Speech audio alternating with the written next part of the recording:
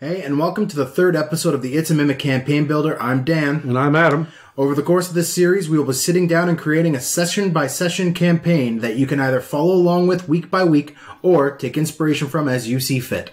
These first 5 episodes are on basic campaign development that will set the tone of the rest of the series.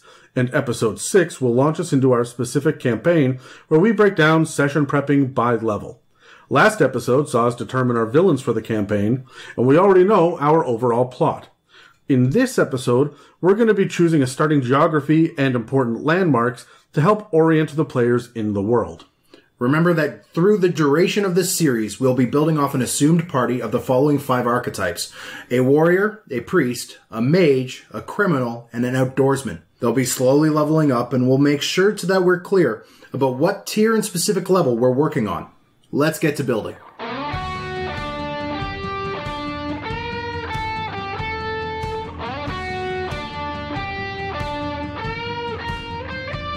All right, Adam. So today we're talking about landscapes and geography and why they matter. Now, we have in previous episodes talked about our plot and our tone.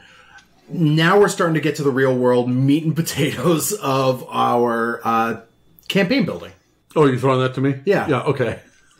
Yeah, absolutely. So the thing about knowing your landscape is, as we say over and over again on the other podcast, your environment matters. It matters so much. It can change everything about any given encounter. So you need to know not only what you're doing and who you're fighting, which was episodes 1 and 2 in order, but where you're doing these things. And frankly, when as well is also part of the setting. Now, we don't talk about it very often, but I mean, we're in a medieval setting in D&D, but it doesn't have to be. It can be Victorian era. It can be, it could be steampunk. It could be futuristic. It could be prehistoric. Yeah, exactly. Right. So it can be post-apocalyptic. There can be a million different ideas, but you should know not only when, but where, because this is going to determine not only your level of technology and magic as well, but it's going to determine your tone and feel, which we talked about in the plot episode as well. Exactly. And this could be easy enough to do if you are stealing from other inspirations or more established, already built campaigns. But for the purpose of homebrewing, we really want to show you kind of what's available to you and then how we go about building our campaigns. So, with official D&D, there are several landscapes and stuff that you could choose from. So, Adam, you want to break these down for us? Yeah, sure. I'm going to hit these really quickly because anybody with the PHB is going to be able to figure this out pretty quickly. So I grabbed this list when I was doing my prep, and it's all from the Druid circles and the Ranger Natural Explorer land types. Yeah, it's kind of, those are the places they oddly chose to tell us what kind of environments are where in D&D? Yeah, but they definitely left some glaring omissions, which, as we talked about in the Ranger episode, isn't necessarily helpful because too many options will lead to kind of a what's missing? Yeah, a washing down, a diluting of the actual power of what you do get. Yeah. However, when you are building a campaign, it can be very useful to know that there are more options than just the regular listed ones. So let me go through this really quickly. D&D promotes the Arctic, but they don't discuss the tundra. For purposes of a ranger and a druid, I would have those two be the same, but you yourself know that you can get into tundra or instead of Arctic, right? Exactly. They do coast, but they don't really talk about the open ocean or underwater. This is really going to matter for your Tritons and your Sea Elves. Mm-hmm. There's desert, but they don't discuss wasteland or hard pack desert. Yeah. It's the idea of sand more than it is about just bedrock and cracked earth that you're walking along. There are forest, but not jungles. Grassland, but no marshes. There's mountains, but there's no hills or foothills or badlands. I'm thinking of the spires in Montana kind of deal. Kind of. I'm also thinking about that portion of the Lion King, the Badlands beyond the... Oh, yeah. Where the shadow touches. Yeah, exactly, right? So there's swamps, but not bogs. And there's the Underdark, but they don't really have anything specific for dungeons or just other generic underground areas like cave systems that don't connect to the Underdark. And those who have been paying attention know that those are going to be massively important for us. Yes, absolutely. So the other thing that they don't even hint at is the concept of urban or rural. This is so important to us as players, just in 5th edition alone, because of Waterdeep and Baldur's Gate, and there's a lot of stuff coming out right now. Sharn, the City of Towers, is huge in Eberron. You could play an entire campaign in Sharn and never leave the city borders. Yeah, what about Ravnica, which is just one big, massive city-state, right? So there are these entire campaign areas, these landscapes that people aren't playing, and you as a DM need to start thinking about what you can do to help people along with that, right? So maybe sit there and say, look, we're going to be doing jungles. There's a lot of jungle in here. If you are a ranger or a druid, just take your forest stuff and apply it to jungles as well. And we haven't even discussed really the other planes. Now, we're not going to jump into the planes in depth right now, but just really quickly, there's the prime material plane where we will be playing this campaign, as well as 2 mirror planes, 2 transitive planes, 4 inner planes, 16 outer planes, the far realms, whatever that means. Then there's extra planar realms, like they introduced in Eberron. There's the plane of dreams. And other weirder stuff out there. Also many demi-planes and whatnot that exist. Yeah, a Curse of Strahd doesn't actually take place in the Shadowfell. It takes place in a demi-plane. And then, of course, there's the Timescape. If you want to go hopping through time, or you want to play on giant golden rotating orbs with cities on them and stuff, do your damnedest. You be you. If you want to fly through space on a spaceship that looks like a pirate ship, go nuts. More power to you, but know what your landscape is, and you should really let your players know ahead of time kind of what they should expect. Yeah, because the last thing you want is for your ranger to take forest and you're in the jungle the entire time. Yeah, and you're not going to let them translate that over. Yeah. So if you want them to get the most out of their character, the druid circles and the natural explorers and all of this, if you have a totem of the bear warrior or for a barbarian who is going to be collecting totems of different animals, and he's going to be collecting skulls and you give him an underwater campaign full of invertebrates, you're not giving him any helping hand here, right? So now that we know what they are and what's available to us as Dungeon Masters, as people building campaigns, here's kind of what Adam and I decided on. Now, at the end of this episode, you'll hear us tossing ideas back and forth at each other. That was done before this. Here's what we've decided on, in case that's just a little treat for you guys at the end of the episode. So we have decided that we wanted this to kind of be a high fantasy, medieval Europe style campaign. This is your traditional Dungeons and Dragons feel campaign. Yep, absolutely. There are dragons around, there are castles, and so on and so forth. Exactly. Now, we also chose to go kind of faith over science with a lot of this because, hey, the gods are dead. And if it's a very rational, scientific kind of tone or culture, well, the gods disappearing isn't going to matter as much. Yeah, because we know in our plot and with our big bad evil guy, and here's the other thing we should say right off the bat. We're not starting in the Underdark. We know that because that's our plot to go to the Underdark. We're not starting in the Outer Planes because we know that because we're going to be heading to the Outer Planes. Yeah. And we're not starting in any place that's really heavy into science because we're fighting Asmodeus, the evil god, at the end of the campaign. Yep. Right? So make the gods be important early. This is why it's important to know what your plot is before you look at your setting. Exactly. We also have the fact that magic and magic users is, they're the nobility of this world. They're the higher society.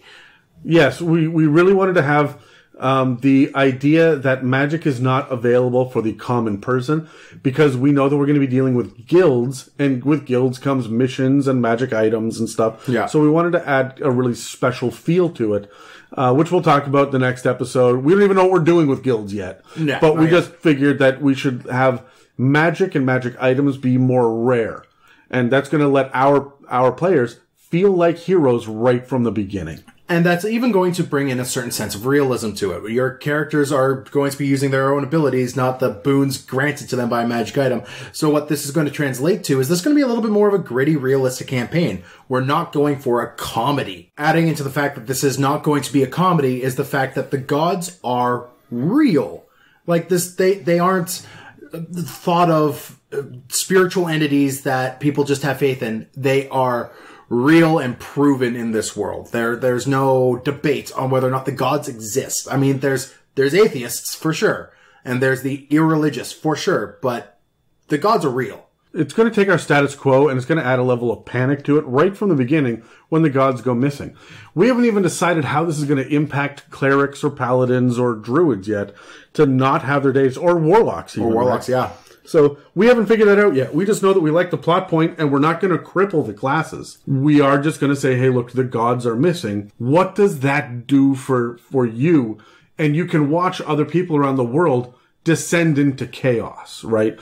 This almost feels post-apocalyptic, or apocalyptic. It's not post-apocalyptic. Yeah, the apocalypse is happening now. Yeah, it's right now that things are turning to shit, and you know that in the big cities, churches are going to burn down, or people are going to freak out. And there's rioting in the streets. They're going to blame each other, and who worships an evil god? Let's rout out that cult that we've allowed to live in the chapter house over there.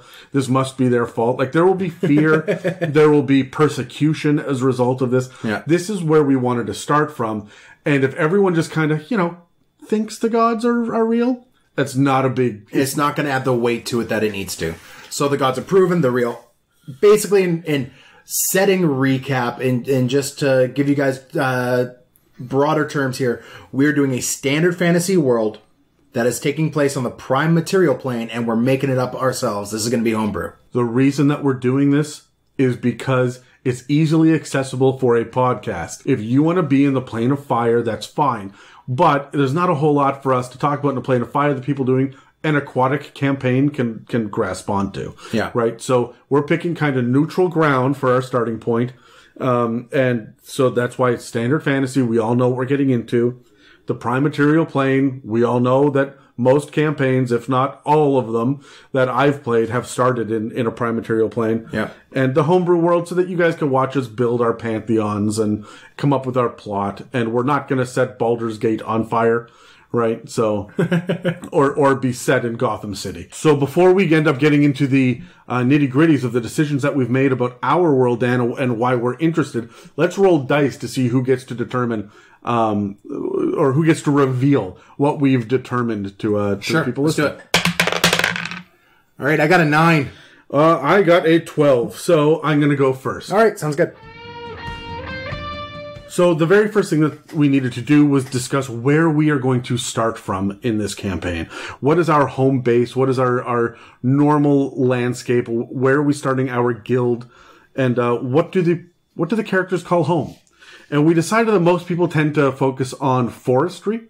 And not forestry, but forest campaigns. They're out there just cutting down trees. Everyone's a lumberjack. Yeah, except a druid who's just planting the trees, following behind them. Right? No. So everyone focuses on plains and grassland and forest and this kind of green, earthy nature. We wanted to be a little bit different, but we know we're heading into the Underdark. So Dan and I sat down and said, let's have some contrast. We're really going to lay out the idea of it being bright and sunny, and it's going to be very different. So when you go into the Underdark, the darkness feels more pervasive. It feels heavier. So let's go with the desert.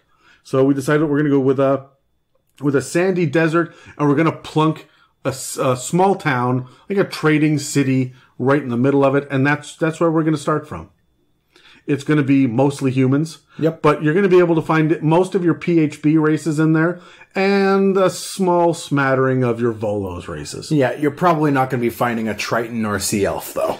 No, not so much, unless they're running from one area to another, right? Exactly, yeah. So this gives us also the opportunity, because we want to talk guilds and we want to do a lot of exploration.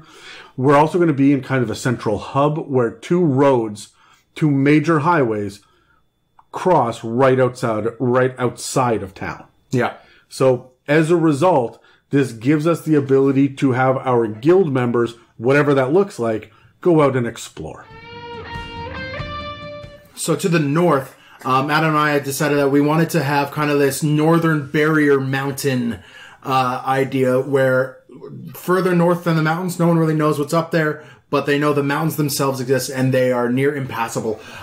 These things are going to be harsh, tall, cold, and of course, mountainous. They're going to be full of dwarves because of that. You're also going to find maybe some giants or some Goliaths, stone elementals, those kind of things will all be present here. Yeah, Dan's going to get his rock gnomes in this portion. Oh, yeah. This is where they're going to be. So we decided to go from the sunny and the warm and the flat of the desert to the polar opposite up north, right? To the cold, frigid, pointy, rocky, steep mountains.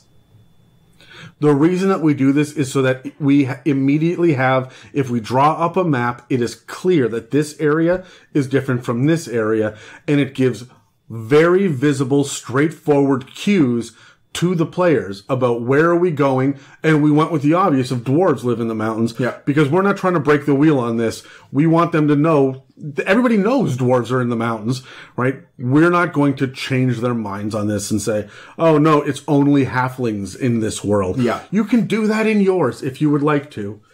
But for the sake of an audio medium where we are trying to teach you guys how to build a campaign, or show you at least our versions of it, we're going pretty simple and straightforward on this one. Yeah, and this is, it should be noted, we're kind of setting our starting location central, and then north from here is where these mountains will be.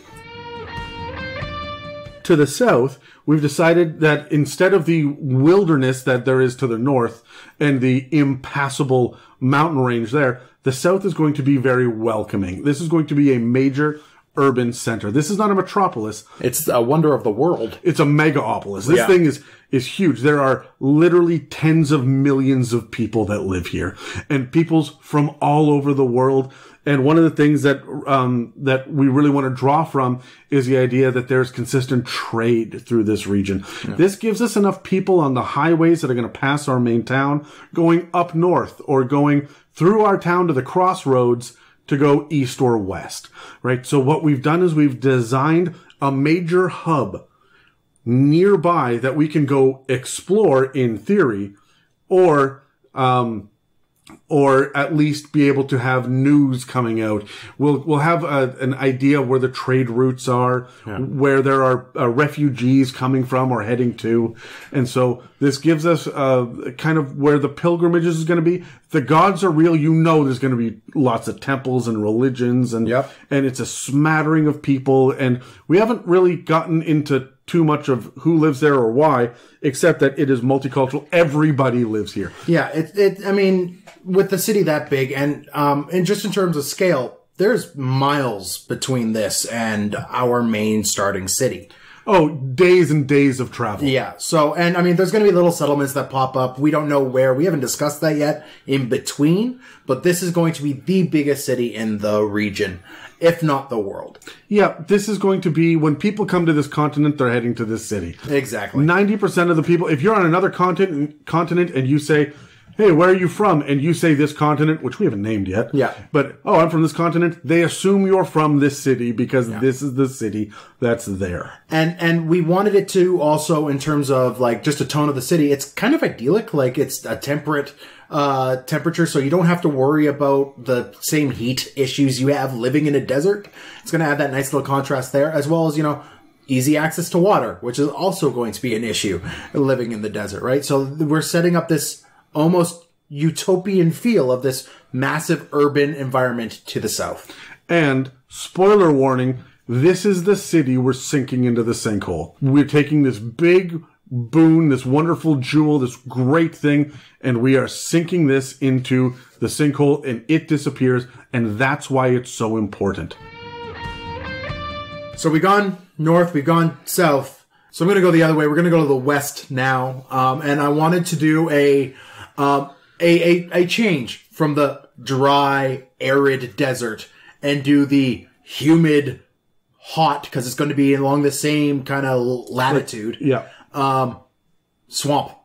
And this is going to be a place where we bring in swamp elves. Now, I've discussed, I'm not a big fan of elves in general, especially wood elves.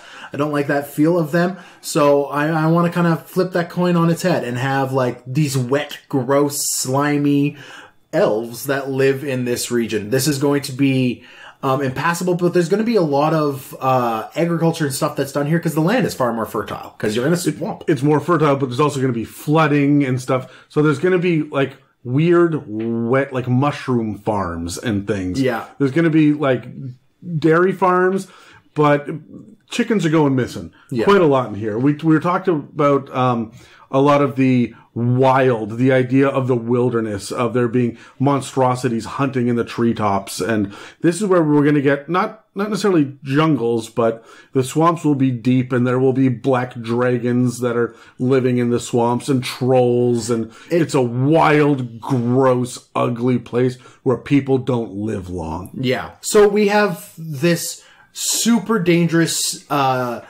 really foreboding thing to the west of our main city, and with that we could kind of bring in a little bit more of this otherworldly thing as well if we really needed to. We're setting this up early, right, as this dark place that people don't go.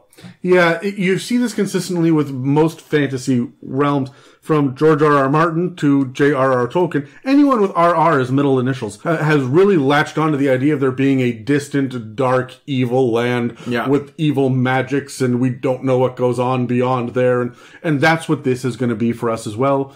It's going to be to the west, because the sun sets in the west. Yeah. Right, and this is where evil lives. Okay, and finally, we're looking at the east. And for the east, we decided that we're just going to have a coastline. This is the oceans. We wanted barriers in every direction. And these barriers are going to be an impassable wall of mountains to the north, the deep, dark, foreboding evil to the west, the massive city to the south, and which will become a sinkhole that you can't pass through. And so to the east is going to be our ocean. This is our coastland. And, of course, Dan wanted to fill it with gnomes, and so I acquiesced on this one, and he fucking owes me. We also wanted to have a little bit of a archipelago over there. There's going to be islands that you could get to, and you might be able to see on the horizon as well. This adds the possibility of there to be boat travel. Yep, and while we know that we're heading south, and that's the direction of the campaign, there will be more than enough opportunities for us to go to any of these locations and explore them a little bit before we end up down in the dark, underground setting and then start plane hopping. We do want to spend enough time on the prime material plane, and in our initial Tier 1 and Tier 2 storyline, we want to spend the time exploring, again, the concept of the status quo. Yeah. We want to have a home that the characters leave when they get into their Tier 3 and Tier 4. That's part of the arc of the plot. Yeah. And you'll notice that most plots do that. Yeah, you'll notice that, like, Tier 1, you are kind of leashed to your starting city. Tier 2, that's when they start to pull that leash off, and you could now explore the borders. Tier 3, you are world hopping. Tier 4, you are planes hopping. Yeah, and so we've discussed that the ideas of there being borders and boundaries. Every world needs boundaries. How many just disappear into the ocean in that direction? We didn't want to do that. We wanted to have legitimate boundaries. You can go off and you can have campaign down in this direction if you want to explore in another campaign in the future. We wanted to kind of flesh out our world a little bit, but with the dwarves, the elves, and the gnomes that are there, and then the multicultural human area as well, we're hitting all of our big fantasy tropes. And we're doing that very intentionally, just in case your party wants to explore those. I mean, we're already established our setting as being typical, standard high fantasy. To have standard, typical high fantasy, you need standard, typical races and cultures to explore. Yep, and keeping in mind as well that when we were talking about our overall plot, the plot for Tier 1 is the gods have gone missing. Figure out why. That's exploration. Mm-hmm. Tier 2 is the Underdark is invading, and we lose. Our city is probably going to get overrun. Where do we run to? Right? And so this means that we're going to be pushed back into other parts of this world. So we kind of want to establish that and give the players agency and options about where they're going to go when the time comes. So we've kind of discussed what our, north, south, east, west, what these big landscapes are. But we also wanted to fill these things up, and we got some interesting landmarks that we want to put in them. It's important to have landmarks for a very specific reason, and that is to give a touchstone for the players to be able to grab. They're not necessarily going to remember that it's mountains to the north unless they know what those mountains are, what's in there, why they should care. And so that's what these landmarks are going to be. And again, we've chosen strategic landmarks as well. Something that's going to not just be that cliff there that looks like it has a face in it. We are choosing wonders of the world. Because if we're in a high fantasy campaign, let's get fantastical. Yep, and this is when you could kind of really let yourself go crazy. You could have your floating islands, you could have whatever you want in this part when you're building. But don't go too specific or too numerous for these areas. And then we're doing that very intentionally to kind of give your players an idea of the tone and what to expect there.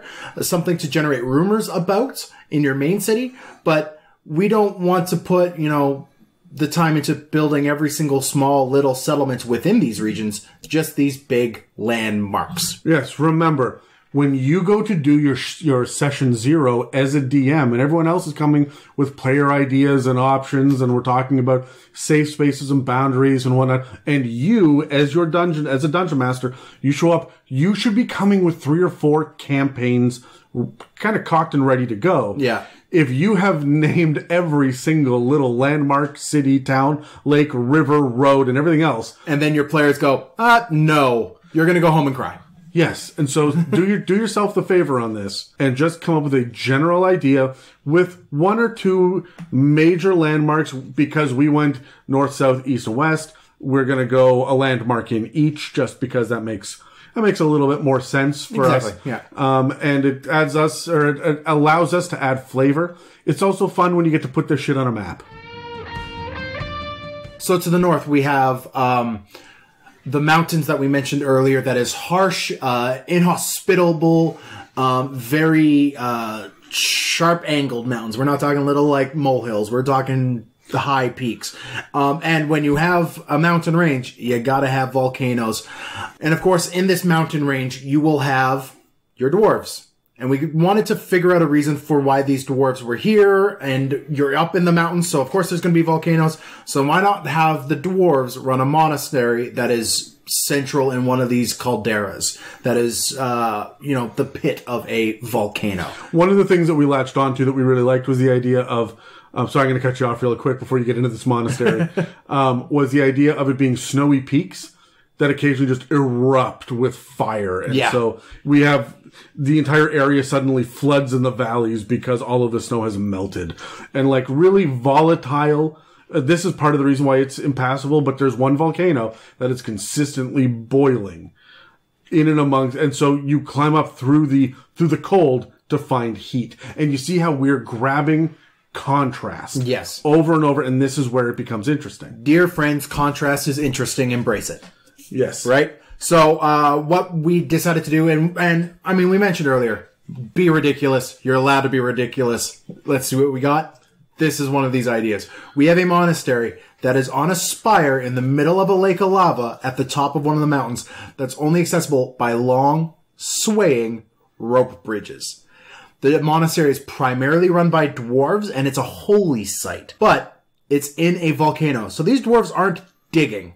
No, as a matter of fact, they've heard that there are gems and riches underneath in the base of this spire, but it's also a holy site, and there's magma and lava. They're not going down there. They don't want to end up toppling this spire, but they know they're sitting on these riches, and it's consistently eating away at the dwarves. And they become it's a holy site, but they're a little craven. They're a little greedy too, because it's what they think about. They're rich, but they can never get to those riches. So what do you do with a bunch of dwarves that are sitting there twiddling their thumbs, wanting to dig, but they can't? Well, they're going to craft. And what they've done is they have changed this spire that holds this city up, and they've carved it into 2 intricately detailed dwarven lovers, fabled in history, whose outstretched hands are holding this monastery up. So this is one great big piece of rock that is stories and stories and stories tall, that they have just they've grabbed rope harnesses to go down and carve the I love this idea. This is so visually appealing. Yeah. And this is going to start setting up, you know, our dwarf gods are probably going to start, because we're bringing this in and it's a holy site and they've got these statues. Well, our dwarf gods are probably going to be lovers of some way, shape, or form. That brings interesting flavor, interesting tone that people haven't really seen before. These are not going to be the standard crafting or logical or pragmatic dwarven gods. These are going to be emotional and full of passion, and this is going to... You see how just by coming up with the landscape and a landmark, we have now changed the inherent idea of what, I guess, mountain dwarves... Yep. Are that they're just full of love, and I bet there are more dwarven bards in this setting now. Oh yeah, and they're emotional and full of passion. I love everything about this. Understanding your landmarks and why they are the way that they are is so important. It's not just about what's here. Come up with a cool idea, but then understand why. So to the south, in the city that we are going to destroy, but we're going to set this up. They don't know that it's been destroyed yet. Okay? In the south, there is a temple, but it is one of these palace temples. It's a Taj Mahal. It's utterly massive, and it's a temple to all the gods. It's a gleaming mecca of all religions. It's peaceful, with blank areas for personal shrines to be temporarily used. There are dozens and dozens and dozens of these small little chambers that can be used as personal chapels, or that there can be these massive open air portions in it as well, these gardens where you can pray to your gods and be closer to the heavens. All sacrifices, all offerings, all peoples are welcome. There's no murder and there's no killing of any creature that has a language. But you can sacrifice a goat in here and it's just as equal as your pacifist or your lover gods. Yeah. And everyone gets the opportunity to be here. This is the Church of Many Faiths. Mm-hmm. And it's got this massive palace temple, and it's a gleaming wonder. It takes up a massive portion of the city.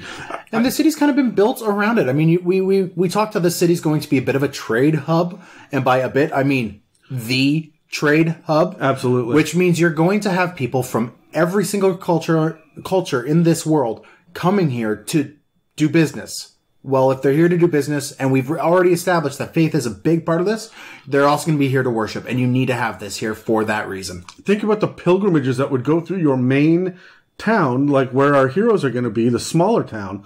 Think of all the different pilgrimages that are going to go through there once a year, once a decade, however often. Or just constantly. Like, you could have interesting NPCs who are passing through town on their pilgrimage. Full stop. That gives you really interesting NPCs to deal with.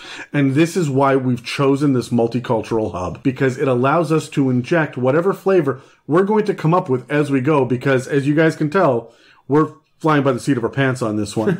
We are building this campaign as we go, with only the most basic idea of what we want to do. So we're keeping our options open. And we're doing that because we want to kind of show you guys, if you are going to pitch a campaign to your players, like we mentioned before, you need it to be open. You need to keep yourself free. Otherwise, you're going to plan yourself in a hole. Even if you have a railroad concept, you need your world to be a sandbox when you start doing it, when you start building the map. So I really like this temple. Now we know that the city is going to crash down into the sinkhole, and I love the idea of there being urban ruins hanging on cliff sides. Oh yeah. Bits and pieces. Now imagine this temple on its side, and you have to climb sideways down through it. And all of the people that would have rushed to the temple during the rumblings and whatnot, and the carnage and the gore and the skeletons of mothers holding babies and things like that. Rough. Like, so this is really cool. Imagine the Underdark coming up and all of these spider creatures now have this temple wrapped up in spider webs. There's a really cool imagery of this gleaming beacon of hope falling to ruin. Yep. And I mean, it's going to be a really great metaphor of the gods straight up disappearing. Now to the west, we have this dark Digi swamp, and we discussed how we wanted to have something less stationary. We have this massive city. We have this to the south. We have this monastery in this one mountain that's not moving to the north. So we're going to have this large palace, this hut that is Baba Yaga's hut, this house on chicken legs, but this thing's huge. A whole coven of witches and hags live inside of this thing. So for those of you that are not familiar with it, Baba Yaga is a famous fabled witch. She's in a couple of different fables, but she's got this hut that she lives in that stomps around the forest on massive chicken legs, and it's like 20 feet tall, and it's just the weirdest Scandinavian freaking bizarre. Is it Scandinavian or Germanic? It's Germanic. Is it Germanic? Yeah. Anyway, but it's this most bizarre addition to fables, and Dan just freaking loved it. Oh, I absolutely adore it. So I wanted to put it in the campaign. And what this thing does is it stomps around the entire swamp to the west, and these hags flow out of it, disguised in the various forms that they do to collect children, because I really wanted to embrace this, witches eat children trope. I really wanted to embrace that. So they go and they kidnap children to bring them back to either add them to the coven if they're female, or murder them and eat them if they're male. We're hitting different kinds of landmarks as well. This is one of the things that we really wanted to impress upon everyone. We're still dealing with beings of incredible power. These witches, they probably don't have gods, but I bet maybe the night hags, they pray to some of the lower, like the demon lords and the archdevils and whatnot. There are going to be the hags that have warlock patrons. They pray to great old ones. And all of these beings have gone missing as well, right? And so how are the hags dealing with this? So if you go to the swamps and you're there to deal with the swamp elves, or you're there for some high adventure, you need to get some sort of magic item for a component, for a spell, whatever it is. Yeah. There's a decent chance that you're going to run across this hag or this hag's hut, this coven, or maybe just one that's been spewed out looking for people. And there are rumors of the mansion that moves, whatever it is.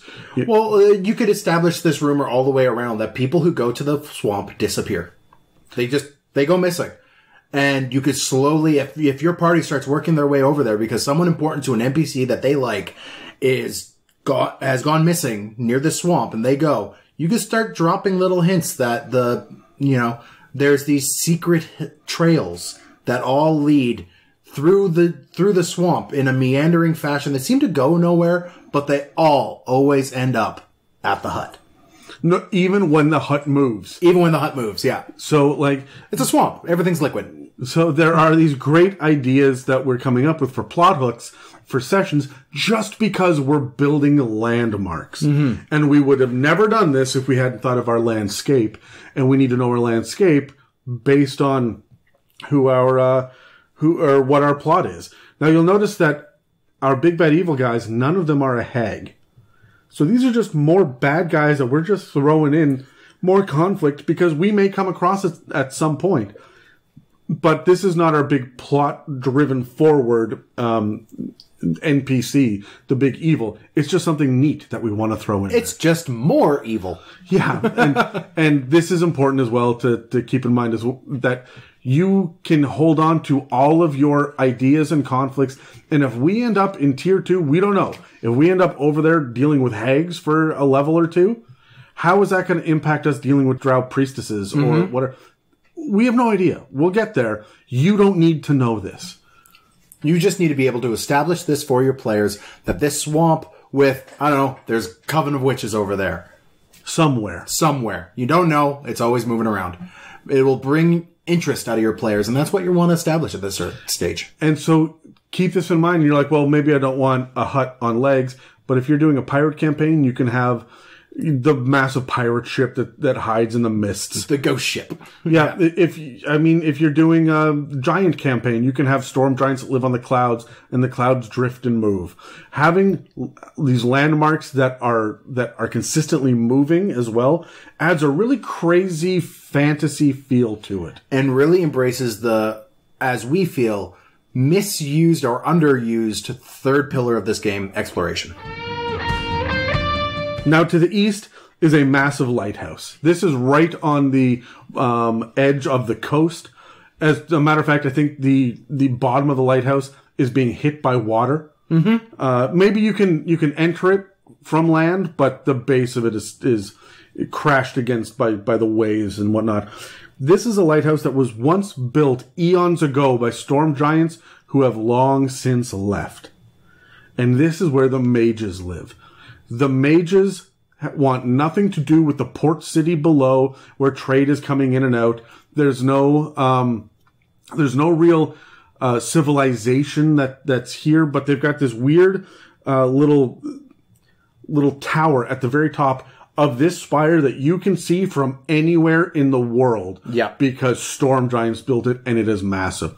We don't navigate by the North Star on this continent. We navigate by the tower. Yeah, and this thing will take days, if not weeks, to just descend to the top of it. Yes, so up at the top are going to be these gnome wizards that live up there. Oh. And I mean, if you think it takes you weeks, think about their little legs. Right? So it's a spiral staircase, goes all the way around inside, but think how big this place would need to be to hold multiple levels of many different storm giants. And up at the top is the lighthouse, and there is definitely a light that rotates up there. Maybe it's alchemical, maybe it's arcane magic. But this is not a place for the gods. This is a place where the Wizards College is. Oh yeah, here. This is where the university, even the Bardic College might be down at the base of this somewhere, right? Like, I mean, there's so many different tiers to this tower as you're going up. You could really populate this as you want, but remember, this thing is massive. It's a hub. Like all of your noble families and nobility, even your more wealthy merchants or whatnot are going to want to send their kids here. And this is why we've established that the mages kind of are the nobility. They're the ones who are making this world move, and they're doing it from this tower. Yeah.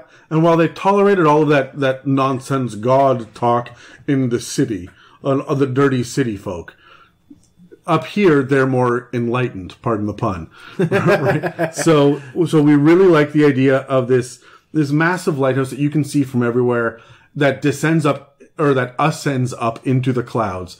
And the top of it disappears, but you can see the clouds lighting up. Mm-hmm.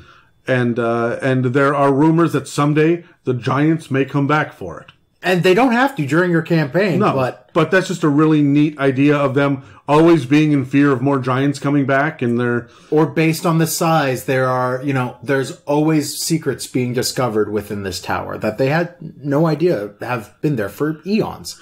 Yep, and so you can if you ever need to go find wizards or there's going to be a quest that the guild sends you on to go find a mage, you're heading to the tower. Mm-hmm. It's very simple and straightforward. We took the idea of a wizard's tower and ramped it up to 11 because, again, fantastical world, do not be limited by what the books tell you. When you're building your map and it's a homebrew campaign, go to town. So we've talked about all of the surrounding environs. Let's talk about our home.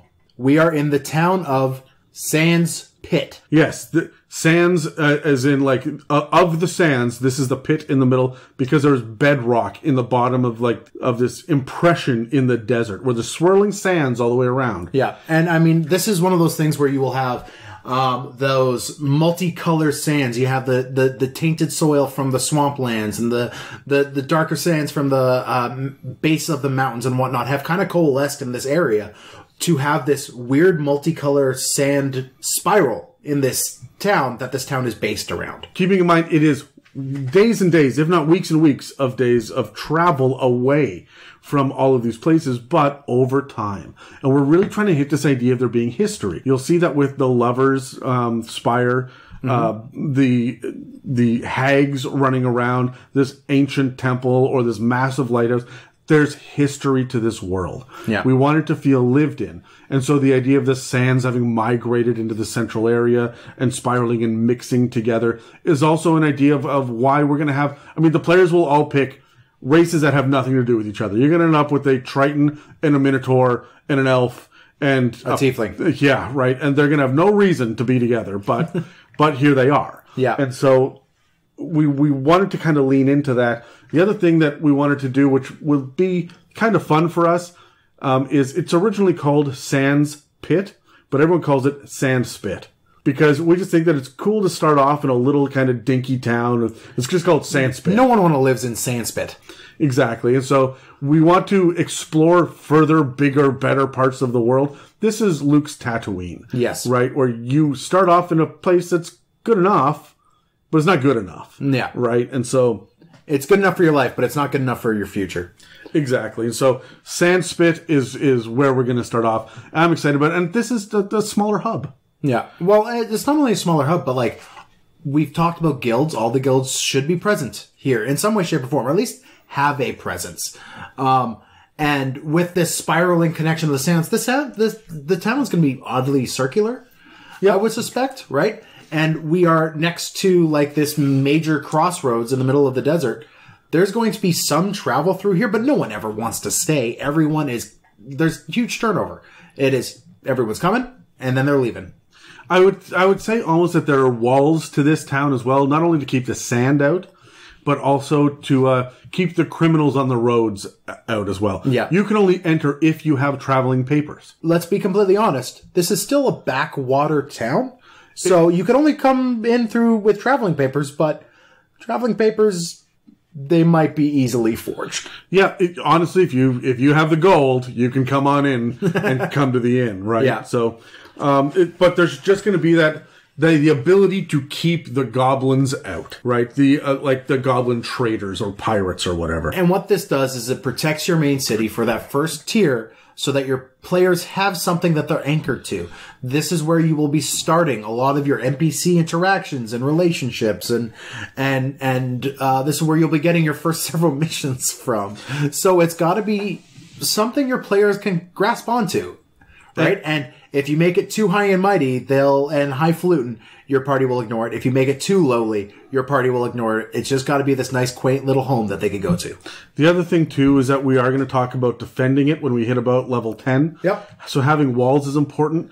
If the Underdark is flooding out and there's going to be a massive army of drow, then you put them in the desert and you put a wall in their way and you give loose sand beneath their feet. This is going to even the playing field for a little bit so your players have a chance. Mm-hmm. Now, we are still kind of setting them up to kind of lose, and maybe they retreat and maybe the city falls, but it's going to be the question of how many days of food, how many rations do we have? Will we watch the tent city of travelers outside fall? Yeah. While we sit in our safety here. And there's some really interesting, neat questions to ask based on this geography. And our landmark is the town itself. And it doesn't feel like a landmark necessarily at the beginning, but every starting town should be. So we have all of these places to visit in the north, in the east, and the west, and the south is just a great big pit. We're not ready to head down there yet, but we know that we have to go investigate. So what is our landmark? What are we doing down south that is going to give us the opportunity to have neat exploration for that pillar of D&D in the early tiers before we decide to descend into the Underdark? And Dan and I decided that, well, we've got kind of this theme of going low where the mountains are high and the lighthouse is high. We've got this pit in the Underdark that is low. Let's put in a Grand Canyon. And maybe the players will think that there's some sort of meaning between the Grand Canyon and this massive sinkhole in early levels, but no. It's just a Grand Canyon. It is just a massive trench in the hard-packed desert that exists with water flowing through the bottom of it. It's not filled with a river, but there is a small stream that runs through, and a small city, a civilization, has built up. Yeah, and what they've done is, because it's the Grand Canyon, you could get really interesting and have, your city built along the walls of the Grand Canyon, and they have these massive bridges, rope bridges, strung in between them all. Or, go chain bridges and have little chimes hanging from it, and then you can name this place the Jingling City. Yeah, so one of the things that we wanted to impress upon early as well is the idea of exploration being more than just visual, and we wanted to hit the auditory. Yeah. So that's where we came up with the idea of the Jingling City. So these chains with these wind chimes hanging off and these bells and whatnot that you can hear from miles away. And you can't see where you're going in the deserts with the shifting sands and the fact that the city is technically, it's underground. It's below the surface level. So you can't go, you don't know where you're going.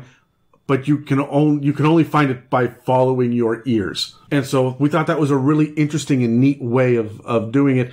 And then there'll be tunnels out of it in either direction as well to help you get to the next portion of your journey. Yeah, and this will kind of be the way to wet the palate of the players, to have them, leave Sandspit to go somewhere else. Like this is going to be their intro to the campaign, will be around the Jingling City. This is also where we're going to put our mage with the imp. Yep. And this is also going to be where we have our first line of defense against the Underdark.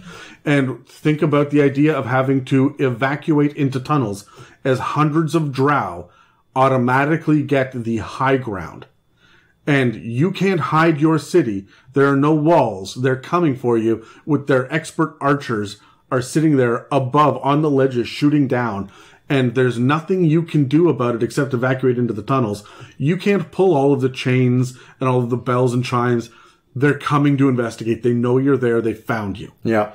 And so you're going to have to retreat from here. There's going to be an evacuation. This gives us something to do with Tier 2. You'll notice that the landscape that we have, these landmarks that we've given ourselves, all have a plot hook or a reason or a history, whatever it is, because we want to have an idea about where to go next, and we want the players to have a fantastical world to explore and a reason behind everything, so that it's not just, oh yeah, there's a flying tower over there, and over in this direction is like, I don't know, a bunch of halflings, and then there's a Goliath totem that it's made of rocks. It's there because the Goliaths like it. Yep. There's no payoff for that, right? There's no real sense of dramatic urgency or irony or anything. So have a reason behind everything, not just a history, but also a future of what are your plot hooks. So before we finish off this episode really quickly, one of the things that Dan and I discussed is that we do not want to do an Arctic campaign. We aren't going to play with seasons. There's not going to be a hurricane season or a flood season or a cold season or a hot season. We're just going to play a standard temperate kind of world here. Yep. It's going to be a little bit hot. You don't want to get lost in the desert, but it's not going to be brutally harsh and there's droughts or anything. That can very much be an aspect of your campaign, and you can go ahead and play with that. But that is a level of exploration, of calendar management, of tracking time that we don't want to get too complex with, because we don't even know who our players or characters are yet. Yep. And we don't know what kind of outdoorsman or mage we're going to end up with. Our mage could very easily be a druid who can control weather. At which point, well, all that planning's moot. Exactly. Or we could have an outdoorsman that is just built for the Arctic. At which point you're in the wrong campaign, buds. Yeah, right. So because we know about the seasons as well, and we know kind of the area around us, we can help guide the players in session 0 against choosing, Circle of the Arctic or the natural explorer of the coast. We may not be getting there. No. We might, but we're really focused on kind of this basic idea of here's the desert, here's the hardpack. The options are swamp, mountain, coast, urban. And yeah, Underdark maybe. Well, we'll do a lot of Underdark stuff much later. But you get to pick up, I think you get to pick up a second natural explorer, don't you? Eventually, yeah. So that's why we've decided to start with this location and build it in this manner. What ways are you going to take our ideas and flip them on their head? Let us know. Now that we got a good grasp on where our players are in the world, let's take a week and allow the ideas to solidify. Hopefully this will give us some opportunities to come up with some interesting guilds that would exist within the world we've just set up.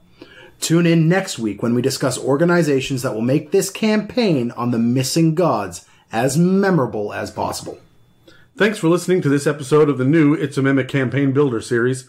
You can find us at www.itsamimic.com and on iTunes, Spotify, and most podcast catchers.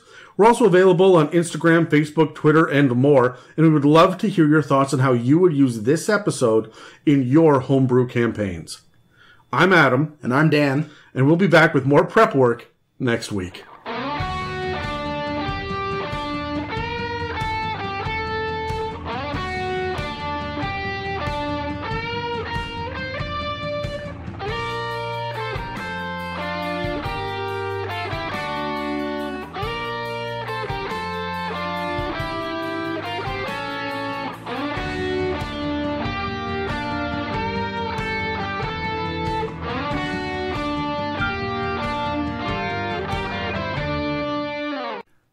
So we're laser focused on our locations, our landscapes for our starting area. So what we're going to do now, Adam, we're going to grab our dice and we're going to roll, and each of us are going to go back and forth the way we have on the previous episodes and pitch 3 ideas for what a starting location is for our party. Okay, so I just wanted to be clear, the only one that we're not going to include out of the basic package is the Underdark. And the only one that you and I truly agree, the only ones that were like, this is glaringly missing and should be on the list, would be either urban or open ocean. Mm-hmm. Yeah, for sure. That would include underwater, right? Yeah. So, yeah. Okay, so let's grab our dice and let's roll. I got a 12. I got a 17, so I'm going to go first. When we were pitching this idea, I wanted to be that high fantasy start-off thing, so I would love it to be in the grasslands. That's pretty standard. It's very standard. It kind of gets you... It's that comfortable space to start from, right? You're not going to expect any marauders from the woods, or you're not having to deal with weather issues right out the gate. You could get your party established and then move them to a different location to make them encounter weather issues. So my first thing right out the gate, grasslands. I like grasslands. I think that's a fun place to start. I want to start off, we talked about we know that one of our big plot points, because we discussed this before, is going to be this big sinkhole that swallows a city. Well, instead of starting off in a tiny little town in a tavern, why not start off in a big city in a tavern at a guild house with a whole bunch of different people moving around, and you have to go out to the borderlands to hear about this rumor that's happening. So I would say, why not start off in a big city? Okay, why not choose urban? No, I really like that. I was actually going to kind of branch off of that and say, you could start in... when we're doing these, we're always kind of focusing on more human-centered settlements. So towns, villages, cities, these kind of things, they scream human. Why do we have to do that? I say let's start with something that's a little bit more down to earth and dwarven. Let's start in the mountains, right? And your party, even though you might not all necessarily be dwarves, can start in this craggy mountain settlement built on the side of a mountain, and there's stairways and long bridges throughout the settlement that you're starting on, right? Well, yeah, and that lets you choose Goliaths and Aarakocra and other things as well, right? Yeah. So depending on how your party goes, that might be a really interesting place to start. I'm going to go kind of the exact opposite of big mountains and dwarves. I would like to go to the desert. I don't think there's enough desert play because it gives you a whole lot of options for survival checks. And if maybe this tavern where you're starting at, where the guild house is an oasis. There's one town in the middle of the desert where travelers have to stop or they will starve or die of thirst. This is where you restock. This is a waypoint in the desert. And maybe then when the ground opens up and swallows the city, it's the next waypoint. And oh my god, travel's cut off. Oh, that's cool. Yeah, I really like that. You know what? I'm going to take that. I'm going to twist a little bit, and instead of it being, the rolling dunes of the deserts, let's do the rolling waves of the ocean. And instead of it being we'll keep the idea of it being a waypoint, but it's because it's on that one island. And now you are an entire island-based culture, and you're having to deal with boat travel from these things. And the city that gets swallowed under the waves. How's that going to open up into the Underdark? Easy. The ocean's draining into the Underdark. Oh my god. Yeah, right? Okay, you just threw me for a loop on that. Wow. Okay, I like that. Yeah. And the last one that I thought was, we often, when we go adventuring and we do dungeons and whatnot, we think of the dungeons and the external areas as being wet, dank, dark places.